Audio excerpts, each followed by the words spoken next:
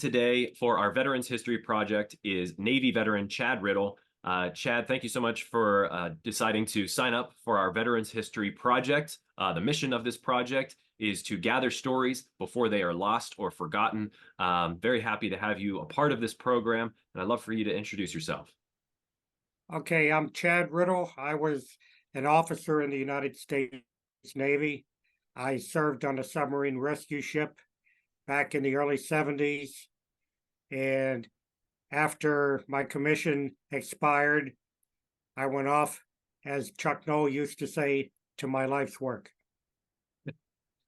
And and so this is 71 that you got into the Navy. You want to step back a little bit further before your service because you were almost drafted, and there's a bit of a story there. Right. But talk a bit about your early life here in Pennsylvania. You grew up in this area? Yes, I did. I grew up on the north side of Pittsburgh. I like to say that I'm the son of a butcher. My dad was in the meat business, had his own store, and how he survived to raise 7 kids, I don't know. And he's not here to tell the story. But I, looking back, life is an adventure, and it was. There's 7 kids. 6 of us are still alive. We always get together regularly. Growing up on the north side of Pittsburgh, only 2 of us are still here, but we regularly get together, have fun, have a libation or two, and Yeah. tell some stories.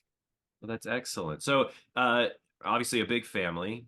You guys are growing up in the 60s. Talk a bit about what the North Shore was like in Pittsburgh at that time. Did you guys, did you get along as kids? Was there a lot of rabble rousing?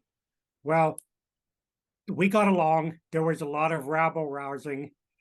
We were just together recently, and there's 7 kids, and it was amazing how we used to pair off and have our knockdown drag out fights. And then there was one sibling, she was equal opportunity. She fought with everybody. But that's okay. We laugh about it now, Yeah, and I think we learned from it, and we learned that there's give and take in life, right. and you need that. No matter where you go and what you do, you need that. Was the military something that you knew about growing up? Were you from a military family? No, I was not. My dad did not serve in World War II. He had a punctured eardrum. Hmm. It's interesting, that story. He was playing ball, and one of his cousins threw the ball at him, and he failed. The first thing you learn when you're playing t-ball, never throw the ball until the other guy's looking. Yeah. And it hit him, and it punctured him, and he went down 4 times, I'm told, to sign up, and each time he came home. And I know he was frustrated.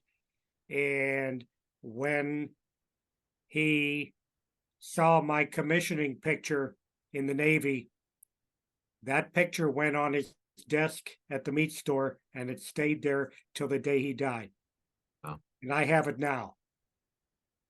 So did any of your siblings, because we're getting into sort of like as you're growing up, what number were you in that seven? Okay, I'm number 3. Three.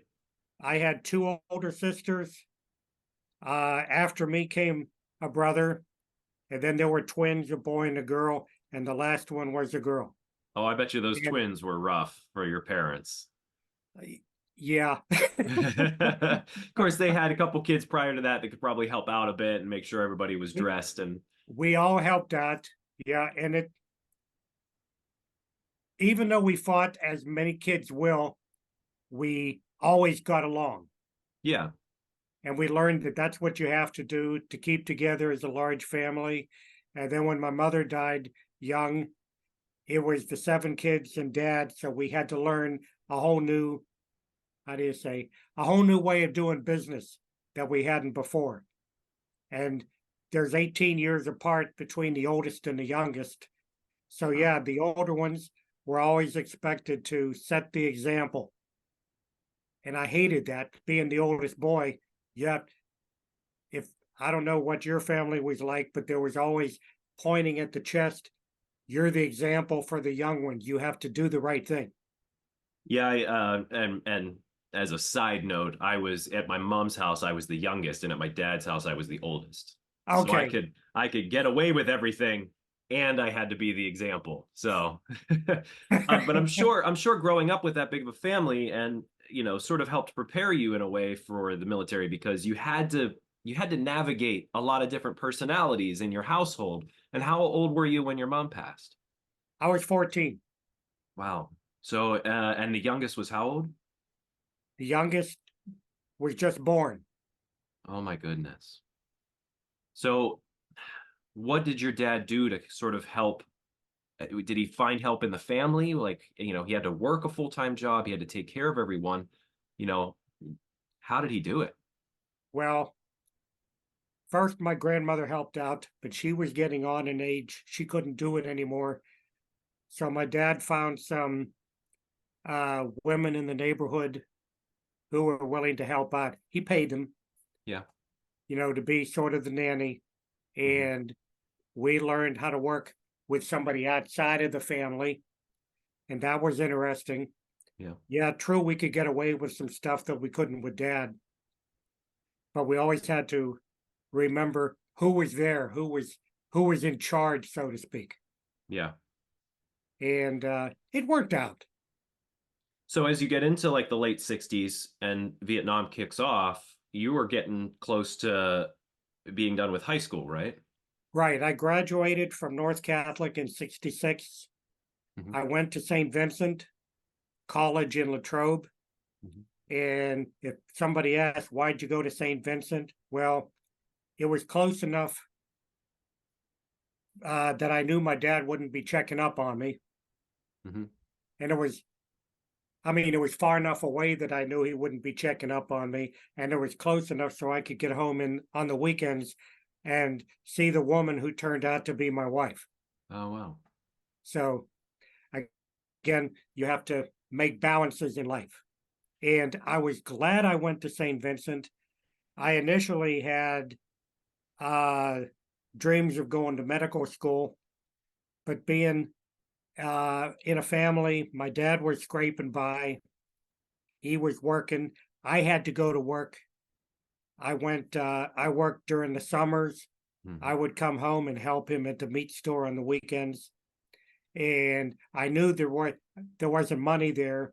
I also had culture shock my first semester in college, and I got involved in the stage crew to put on West Side Story.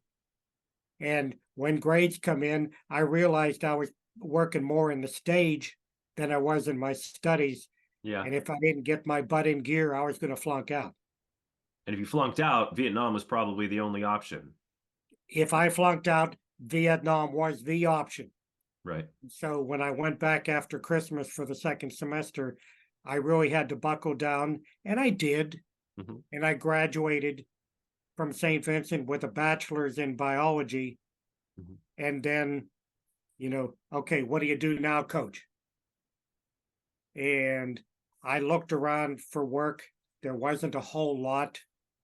Hmm. And Carol and I, that's my wife now, we were out on a date. We ran into two guys while waiting in line to play miniature golf, started talking. I've always done that. I still do it today, talk to people.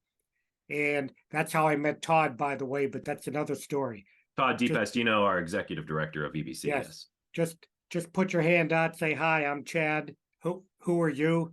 And you start to talk. Yeah. And one of the guys happened to be a bird dog for the local Navy recruiter. A bird I dog. knew a bird dog, What's a what? somebody looking for contacts for the recruiter to talk with. Okay. And he probably got $25 for everyone or whatever it was for everyone he sent. Yeah. And I made the call. That's another lesson I learned. When you get an opportunity, you make the call, you knock on the door, Hmm. and you open the door and you enter. You never know what you're going to get. In sales, I found out the two orders you didn't want to get were get out and stay out.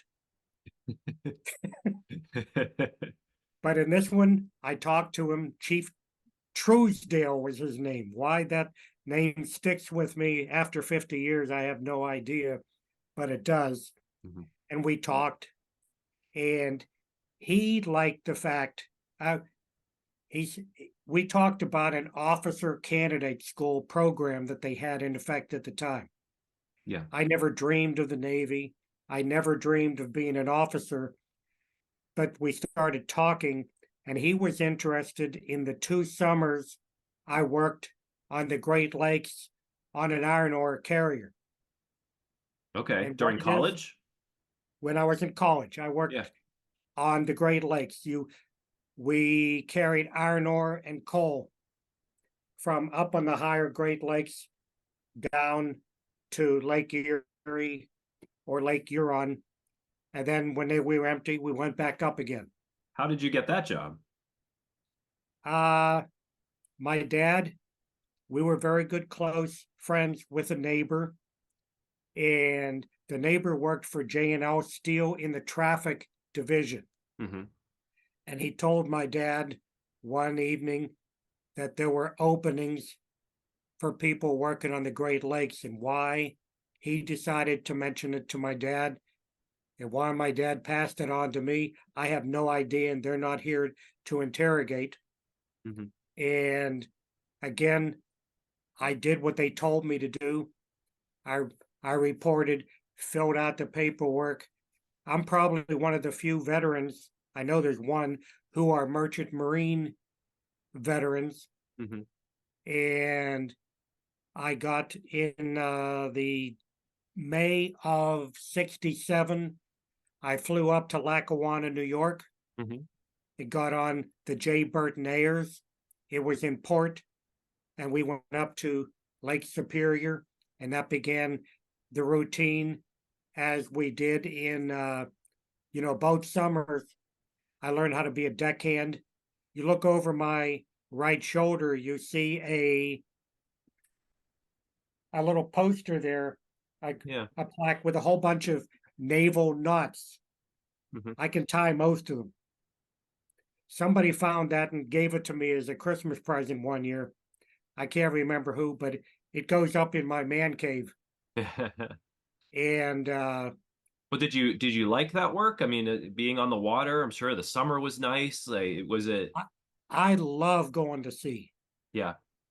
And There's had you done that prior to doing this job? no, So you found a passion during that time. I found a passion. I loved it on the water. There's nothing better, Sean, to me than to see the sunrise or the sunset on deck. Yeah. Up, and as an officer, I was always up on the bridge. Hmm. And the 4-8 watch, seeing how the how the sun, the colors change so quickly. Hmm. There's nothing better, and I So still love it. so during that time, those 2 summers, you were a merchant marine, like I don't know I if you was a merchant. certified. Yeah. You could call me a merchant mariner. Yeah. I worked as a deckhand, and in the Navy today, I assume they still call them decades working out on the deck. Everything that needs to be done, that was me. Hmm. And if somebody left and I took to it, I learned quickly. And each summer I moved up to the next level, being a deck watch where I had a regular watch. And Yeah. normally it could be 4 to 8, 8 to 12, 12 to 4. Yeah. And you got paid more. And I like that. You had regular routines that you had to do. Hmm. And when I was interviewing with Chief Truesdale, I laid that on thick what I had done. And I noticed, You mean for the Navy? yes. Yeah. And when I he looked at uh his buddy who was there with me, I don't remember his name, and it was interesting, and they both nodded at each other. This guy looks like he can be officer material. Hmm. And one thing led to another. I signed up. I raised the right hand, enlisted in the Navy. It was in a 6 month delay program. Okay. This was in June. Of 71. of June of 70 after Soon I'd 70. Okay. graduated from college. Yeah. And so I knew I had 6 months. And so around Thanksgiving, I was starting to get a little shaky. I had not heard about the officer program. Mhm. You know how the government works. They work in their own on their own schedule. Yeah. I knew I had to report to boot camp as an enlisted pretty soon. Hmm. And it was early December. I got the letter that I was picked up in the officer program. The 2 days later, I got my draft notice. Oh. And so I called the recruiter. What do we do? He says, well, throw the letter away. I says, no, I don't like that idea Mhm.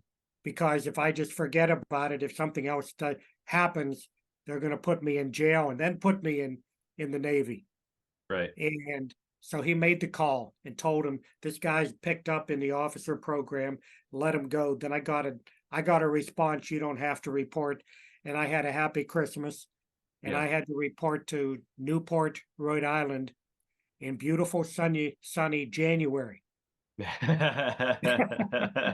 I've been up in New England during winter. It is Well, brisk, very brisk. it's brisk when you're there in the wintertime along the coast as we were. My whole time spent was either in Newport or in Groton, Connecticut, which is near New London. Mhm. It's some watching this might know where the Coast Guard Academy is. We were right across the river on the submarine base. Okay. And we didn't get as much snow as you might expect. We Mhm. got a lot of fog, rain, and ice. Yeah. And So you go let's 10 miles inland, you get the snow. right. Yeah, I was Northampton, Massachusetts, and that's where all the snow. I think Okay, all the snow that entire winter hit that specific town when I was there, but beside the point. Let's bookmark right here. And okay. I want to take a step back because as you're going through college, in the late 60s, do you know anything about what's going on with Vietnam? Were you up with the news? Oh, at St. Vincent, there were many protests. I had friends, political science majors. We had a lot of discussions, lubricated by beer in our discussions. Hmm. You know, some of them got nasty, but my feeling was, and to this day, I wasn't sure that we should be in Vietnam, but I knew if I was drafted, I was going to go there and I had to look for another alternative. Right. And I had no problem serving in the Navy. Hmm. Uh, the more stories I read, I just read Jerry Augustine's book. God, I didn't want to do that. Right. So, was did you know whenever you did the ships in the Great Lakes? Did you know that that was kind of like a I could do this now and get the skills needed to join the Navy? Was that a part of the plan?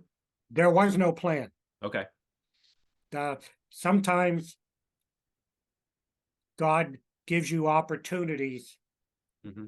and you have to think about it and you either okay that sounds good or no I'm looking for another opportunity Right. and these looked like they would work for me. Yeah. If you talk to a half a dozen guys they might give a half a dozen different opinions. I don't blame you. And then okay, pick up on that bookmark. You're in Rhode Island. Um, were you still dating your wife at your current wife at that time? From a distance, yes we were. Yeah. We wrote a lot of What did she letters. think about you saying like I'm going to go down and talk to this recruiter for the Navy? What were her thoughts? Hey, sounds good. You know, Yeah. we weren't what you could say 100% sold on each other yet. Okay. We liked each other a lot. Hmm. She's not here. I don't know what her viewpoint, what she would say, but we stuck together. Yeah. And we got married in May of 72. I had been in the Navy for a year. Hmm. I can't remember when I popped the question. I was surprised as heck that she said yes, but hey, what are you going to do? And we got married on the Navy base by the chaplain Oh, nice. on the Navy, Maurice Slattery. Again, don't ask me. I didn't really remember his name. I had to go back, look on the marriage license. Mhm, And then I wanted to contact him again. This is only a couple years ago, but he passed on a long time ago. mhm. I was I was just going to thank him. Absolutely. So lead us through your basic. What was that like? Was it difficult at, be you were a bit older than I'm sure the other guys that were there. No, everybody were college graduates Oh, okay. at officer school. Did you go straight to officer school or did you have a basic before that? No, I went straight to officer school. Oh, interesting. Okay. And it was like being in college again, Yeah. except for the marching and for having to have your shoes shined Yeah. and, and wear a uniform all the time. Hmm. And we had schools like navigation, Hmm. how to salute, the ranks, seamanship. Hmm. Some of it I already knew. Yeah. The navigation part was new. We had a chief quartermaster. What I remember about him, not his name, he struggled with different names. Rittle, he had no problems with. We had a Polish guy. He's trying to blubber over his name during a roster. He finally put the paper down. He let out a few expletives that were not deleted, and he said, "From now on, you're ski." And so to this day, when I see somebody who's, I think, from Polish extraction, I said, "Oh, you're ski," and they'll start laughing, and I say, "Yeah, that's me." uh, and your siblings, your dad, you said, I'm gonna go talk to this recruiter. What were their feelings? My dad, go for it. He knew I was going to be drafted. Yeah. I knew he didn't want me to be drafted because late in my last semester at college, I had an emergency appendectomy. It was the last day of classes. And so I'm recovering at home. I negotiated to get through finals and I passed everything. Hmm. And we used to take a walk around the block. And one night he asked me, "What are your plans?" Hmm. And dad had a way of, he didn't ask you directly. He said, "What are your plans?" Yeah. Then we talked and he said, "Have you thought about going north?" And Hmm. that was code Going to Canada. to go to Canada. I said, "Yeah, I thought about that." And then he said, "What are your thoughts?" And I said, "Well, I've thought about it, but I realize if I do that, I can never come home." And I didn't want that. Yeah. And I have nothing against the Canadians, but this is home. Right. And he nodded like you just did, and Hmm. he understood what I was saying. And then we moved on to another topic. And shortly after that, the interview with the Navy came along, Hmm. and I know he liked that. And So he knew happened it so happened chance that you just met this person on the mini golf course. uh, some things are meant to happen. Yeah. But that's why I said before, when opportunity knocks, you need to look at the opportunity. And I've done that to this day. Yeah. You never know where it might lead. So how long was officer school? I went there January 3rd. We graduated, I think it was May 14 or 15. Okay. And soon And after that, did you have a leave or soon after that you were on ship? I had leave. I knew where I was going. I was going on to the USS Sunbird ASR 15 Auxiliary Submarine Rescue, and it was number 15 in the series. Hmm. If anybody's interested, they can find a picture of it on the internet. Hmm. It's there. It it was turned into razor blades in the mid 90s, Hmm. when they scrapped it. And I reported there sometime mid-June. I reported in uh, Norfolk, Virginia, Hmm. on the destroyer and submarine piers. It was just out of the shipyard. They had undergone an overhaul in Philadelphia. Then they went to Norfolk for what did they call it? Shakedown cruise Okay. to check out, make sure everything's working Hmm. before they were given other duties as assigned. Right. That's a nice way that the Navy would say other duties as assigned, whatever we want you to do. So what was your job on the ship? At first, I became the assistant engineer. They assigned me to John O'Mealy. He was about 15 years older than me. Mhm. He was a warrant officer. We got to know each other pretty well. We were bunkmates in the stateroom Mhm. together. And uh, I just did what he told me to do. I was learning. And then there was an opening for the supply officer, which I became for the better part of a year. You did all the ordering, getting all the food in. Food service reported to the supply officer. Along with that, I became the SLJO. Now in the Navy, yeah, I know you never figure out what that is. It You could define it as the crappy little jobs officer. Okay. All all the duties nobody else wants, they give to the new guy. Yeah. And I said, how do I get rid of this job? Well, we need somebody new to come board. So I'm saying, oh, when's he coming? Yeah. And about 9 months later, he showed up. Yeah. And then I was told all that other stuff you've been doing, turn it over. I think his name was Joe. Yeah. Even if he wasn't, he can be Joe. Turn it over to him. And I said, thank you, Lord. Yeah. But on my tour of duty, I had become communications officer, uh, assistant engineer. Well, that I did that with John O'Mealy, Hmm. uh, operations officer, and communications. You work with the radioman, Yeah. uh, the operations. You had your hand in a little bit of everything on board the ship, Yeah. and I think the only jobs of significance I never did were exec or captain. And to tell you the truth, I didn't want either one. So how was it different on this ship than the merchant ships that you were serving on in the Great Lakes? In the Great Lakes, I did what I was told. I knew I was working on deck. I knew if we were loading or unloading, I was busy. Yeah.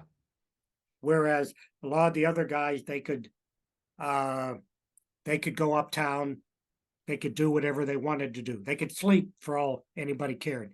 But I knew I was busy.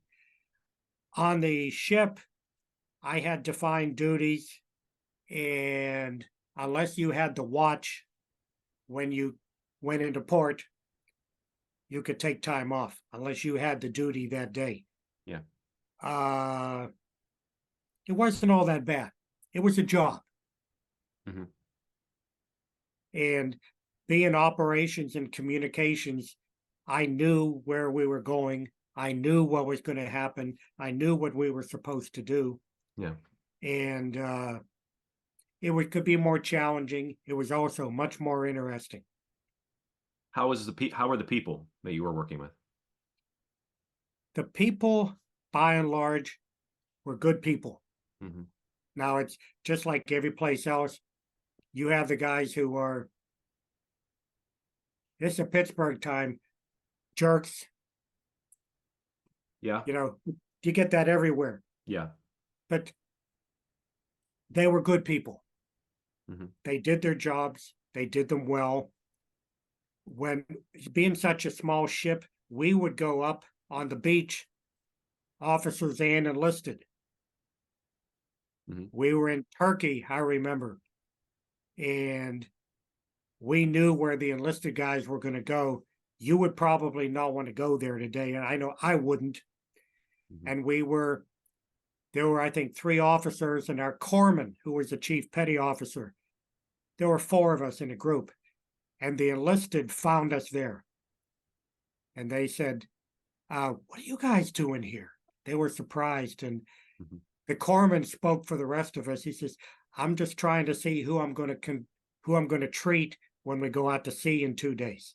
Who I'm gonna treat? Like, Who's going to treat okay. for VD? Oh, I understand. Okay. And we were just walking through. We had a couple beers and then we went back to the ship Yeah. because we knew we had to get up early in the morning. The enlisted, unless they had the duty, they could sleep. Wasn't a big deal, but we had to get up. How many people were on your ship? When we went to the Mediterranean, we were up to, I'd say, 90, 95 guys and 9 or 10 officers. Yeah. Normally, we had about 7 to 8 officers and about 80 to 85 enlisted. So yeah, not a They big ship. It's not a big ship, Mhm. and they beef up the assignments because when you're overseas, there might be some emergency and somebody has to be flown home, Right. or if they get hurt, or you never know what might happen. What was the biggest difference between like how the ship, how it felt to be on the ship? Because working on the ships in the Great Lakes, I'm sure that water is very different than being on the ocean in a Navy ship. Well, I was on the Great Lakes from late May through mid August. Mhm. The seas are rather calm. Mm. Uh, it the North Atlantic is anything but calm. Mm. There were times where you take spray over the bow a lot. Yeah. Then there was times when you took green water over the bow. What's green water? You're actually seeing the water. It's just not spray. Oh, so you're talking And when you see on those videos the front of the bow of the ship goes up and it comes down hard and yes, yeah. that's green water. Okay. Ask Todd what green water is. Okay. He won't have any idea. And then there was times we went through a hurricane, and again, you're going up and down on the pilot house on the bridge. Our eye level was about 33 feet above the water line. We were taking green water over the top of the bridge, Oh my goodness. which means about 60 feet of water. That's how big the waves are. And how do you not get sick during that? I never did. Yeah. Some guys did. Some guys carried a plastic bag in their back pocket for when they needed it. I Yeah. never got sick. Wow. And all you can do when you're out at sea in that kind of weather, you find a place to hold on. Yeah. I was gonna say, do you remember the first time you experienced that? My first summer out, Yeah. and then you're going into fall. Right. It's it's always there, and I know people are amazed. You watch a lot of those documentaries, and you see water like that, and that's real. And all you can do is hold on. Yeah. We had a captain who actually shattered his ankle because it threw him from one side of the pilot house to the other. Yeah. And he recovered and came back. He was an old submarine sailor. But I can remember, now that I'm talking about it, I can remember that happened to him. Yeah. So the mission of this support submarines. How did you do that? Did you have to do any rescues? That first year or at any time? Uh, Anytime a submarine was in a shipyard, and if they did any work on the hull or on the power plant, Mhm. whether it be a diesel or a nuke, and there were still many diesels in those days, we must accompany them out for a shallow dive, which is 100 feet, and then a deep dive, which is 1,200 feet. Mhm. And we had underwater communications between us on the surface and them down below. It's garbled, but we could understand them. And they would tell us what they were doing, what they had completed. And, okay, we're done with a shallow dive. We're going to go deep. We'll contact you in 30 minutes when they get there. Okay, we're here, blah, blah, blah. And we were able to do that. And that was mostly what we did. There were other times where we were the torpedo target. And they were dummy torpedoes, but they did want us to recover them when possible. Yeah. And so they would, on the underwater telephone, they'd say, okay, you will see 5,000 yards off your starboard bow on a setting course of whatever it was, is the torpedo. And we'd go there. We had divers on board, and the divers would go in the water, put the straps around the torpedo. We would bring it up and lash it aboard on deck and Yeah. take them back when we went in. Sometimes we would go out and practice the submarine rescue. That would involve putting a model of the hatch of a submarine on the bottom in about 100 feet of water. Yeah. We would send the divers down. They would attach a wire cable to it that was attached to our rescue bell, the McCann rescue chamber. And again, if anybody watching this wants to find the story about it, it's on the internet. Submarine rescue, the McCann rescue chamber. Mhm. And that there would be two operators get inside. It would be hoisted over the side, attached to that cable, and they would pull themselves down. They would attach themselves to that artificial hatch down below, open up. They could say they were there. They would put down dogs that keep the submarine rescue chamber firmly to the hatch. Yeah. Then they'd seal it up and go back up. In fact, I'm going to just throw this in now since I'm talking about it. We were in the Mediterranean working with the Italian submarine force, and they had a submarine they took down to the bottom in 110 feet of water off the coast of Sicily, near Augusta Bay. And I was on the Italian submarine when it went down. Me, another officer, and two enlisted. We were showing, this is a friendly operation. Yeah. And me and a quartermaster had an idea. It would be cool to go out through the rescue chamber from the submarine. And, well, I talked to the Italians. They said, we'll have to clear it with your captain. Yeah. Go ahead.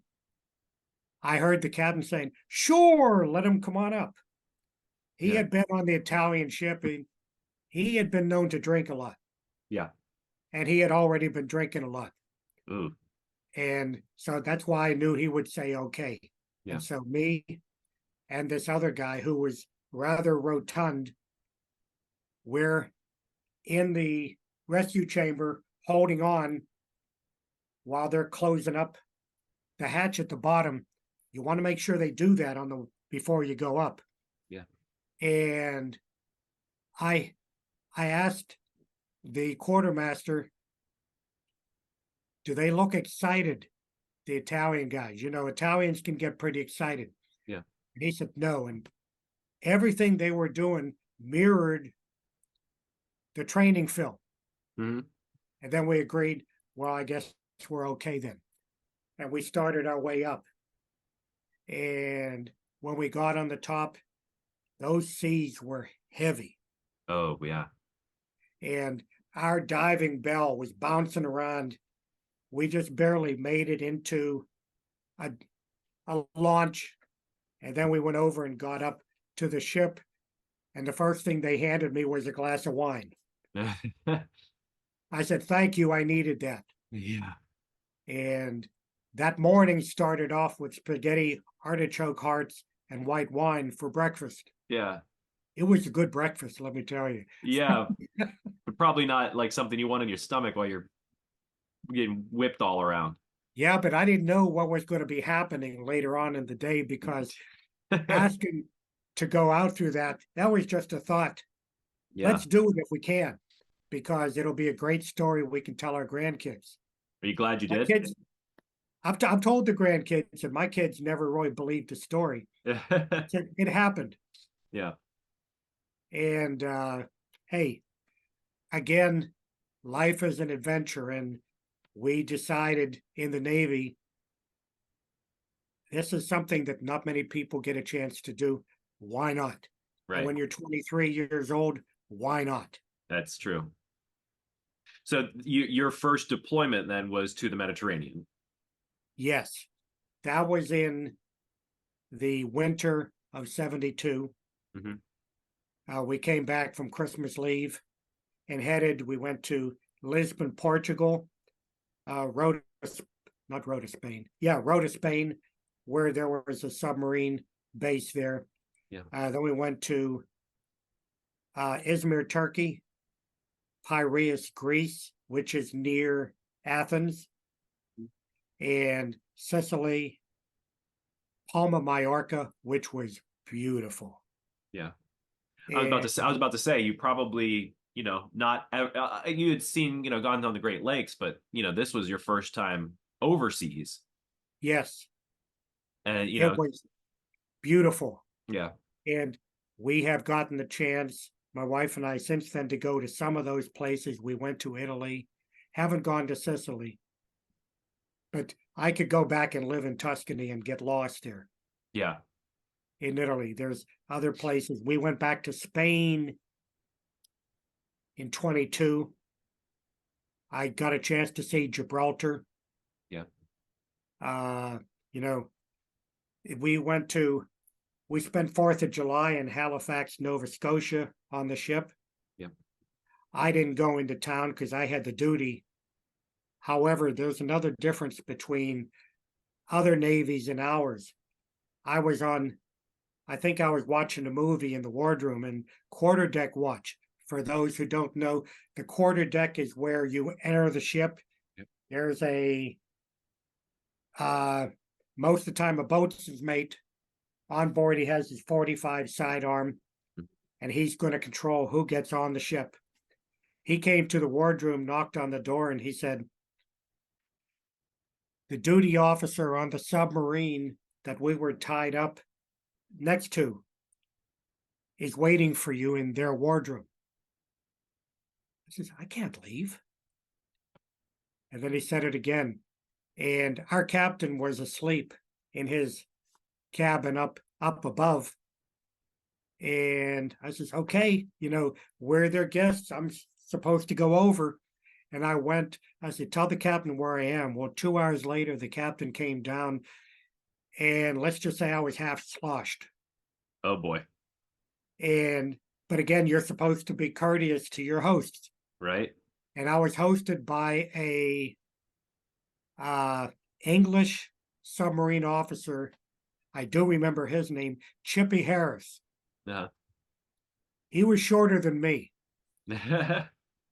And so then when the captain came, I stuck around about an hour but I said, "Captain, I got to go back to the ship."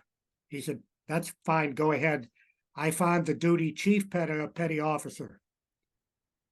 And he said, "The quarterdeck watch, find him," as I stood there. And let's just say I was not walking very well.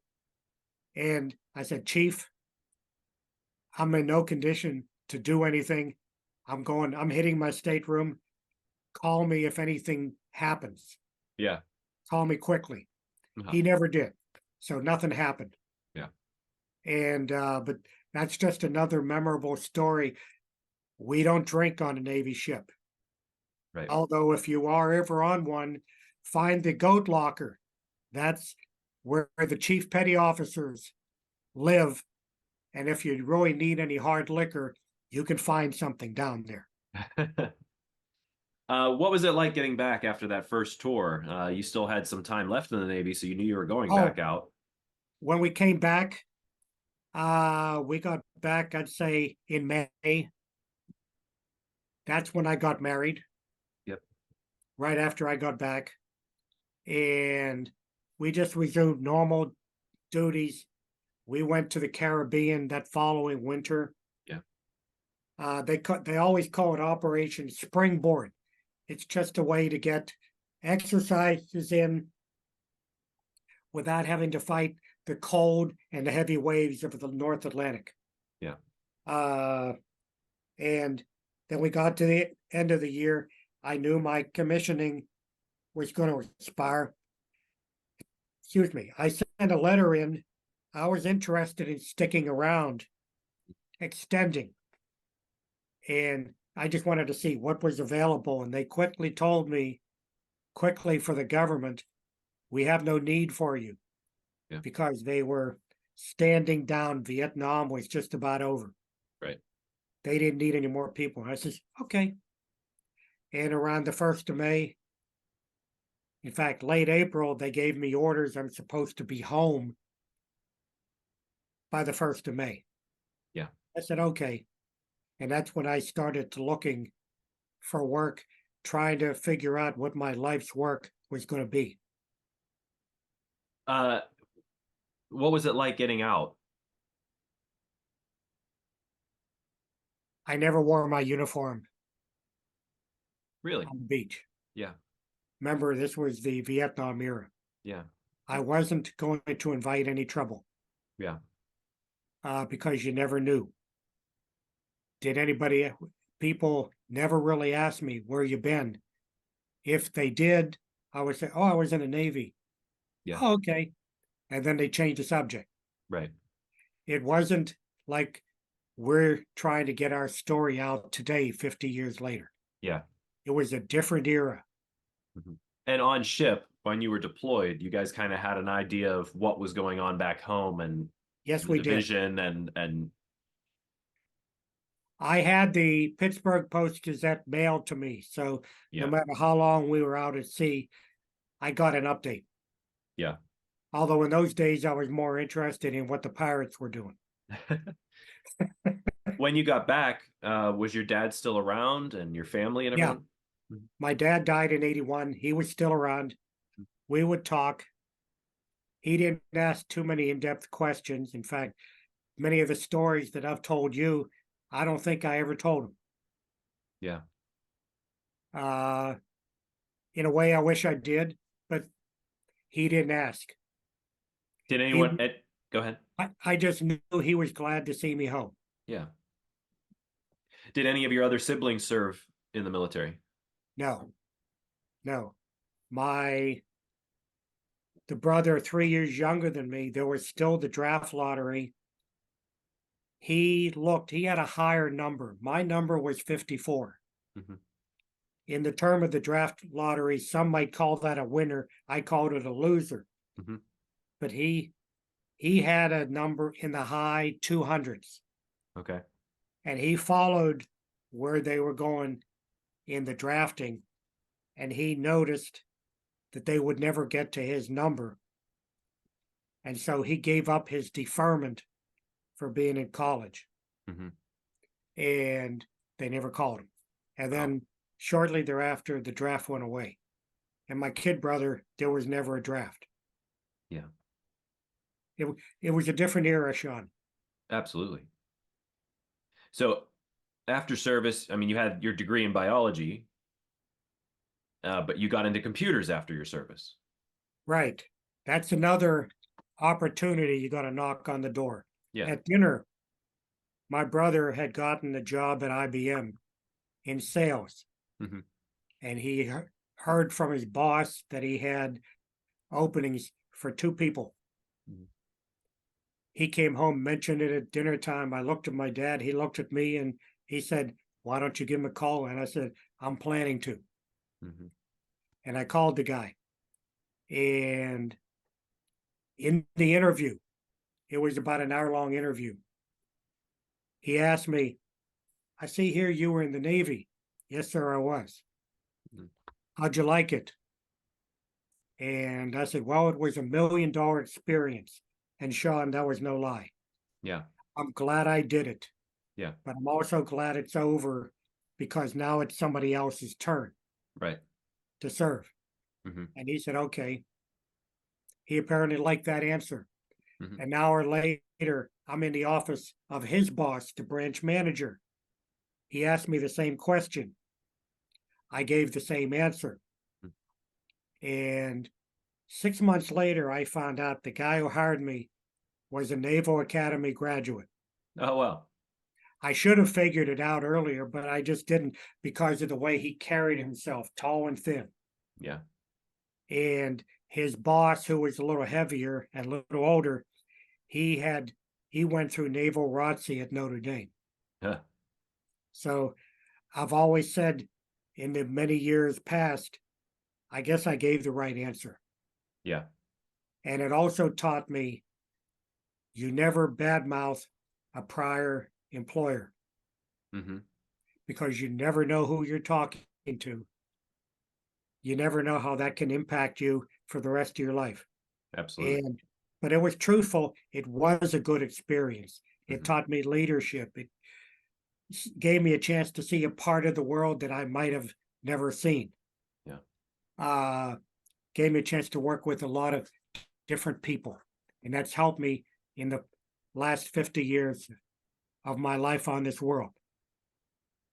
Also, I feel like it helped to make you flexible in different jobs, different responsibilities, because you didn't just stay in computers for the rest of your career. You say you Right, retired recently from public being a public health nurse and teaching at Chatham. right. Well, So, I I became a nurse. That's another opportunity. mhm, I was teaching at community college as an adjunct, mhm, and I knew the counseling officer who talks to students. And I just said, hey, Tom, and that's his name. I says, Tom, I'm thinking of changing careers. I just don't know what. I yeah, know you have tests there you can give people. He said, sure, come on down next week. It took me a couple hours, took a couple tests. He said, come back in a week. I'll have the results back.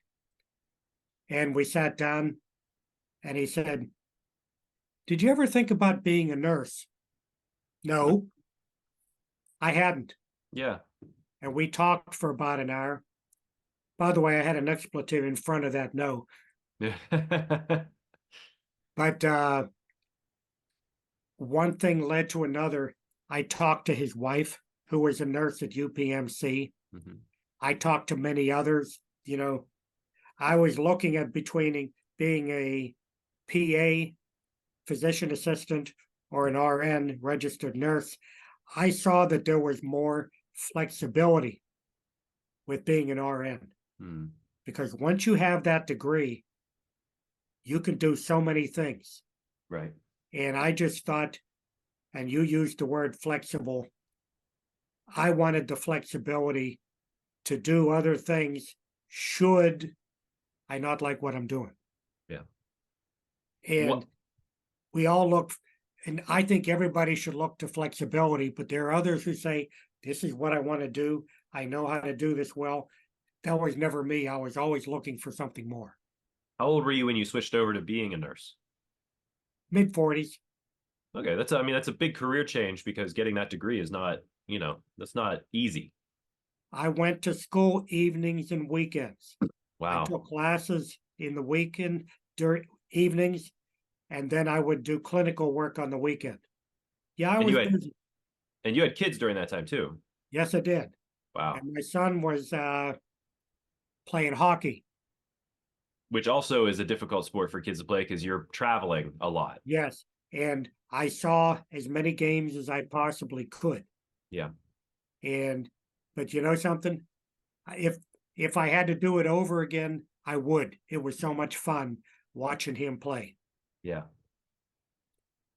And I always told him and people that he was a good Catholic boy. He would Yeah. rather give than receive. Hmm. He wanted to hit. Right. A And I would good never, third line grinder. yeah, I would never go on the ice with him because he would take it out on his dad. uh, well, looking back at your service, you said you do it all again. Do you miss being on ship? Is there a way that you kind of scratch that itch now? I do miss being on a ship on occasion. I don't miss those 30-foot seas. Yeah. I don't miss holding on for dear life, but I have had other occasions to go on ship. And Todd, our executive director, I think not this past Monday, but the Monday before, I mentioned that I did a terrible job of trying to teach seamanship to him. I was trying to teach him how to read the buoys. Yeah. We were in Halong Bay, and I could tell which way the current was coming from by the waves, the little waves that lap against the buoys. Yeah. And he couldn't understand that.